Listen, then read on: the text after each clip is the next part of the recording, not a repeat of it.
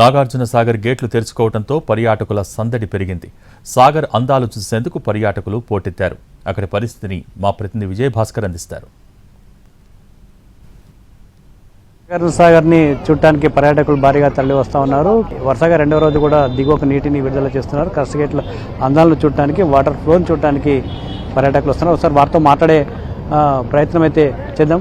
Madam, మీరు ఎక్కడి నుంచి వచ్చారు? ఎలా ఉంది ఇక్కడ? సార్, మేము ప్రకాశం జిల్లా నుంచి వచ్చాము. వ్యూస్ బాగుంది సార్ చూడటానికి. సో ఫస్ట్ టైం వచ్చాము, చాలా ఎంజాయ్ చేస్తున్నాము నేచర్ని. చాలా బాగుంది.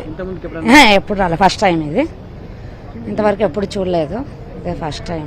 చాలా బాగుంది. నిన్న తెలిసింది సార్ మాకు ఈ విధంగా సాగర్ గేట్ ఎత్తుతున్నారని తెలిసింది. దానివల్ల మేము మార్నింగ్ ప్లాన్ చేసుకొని వచ్చాము.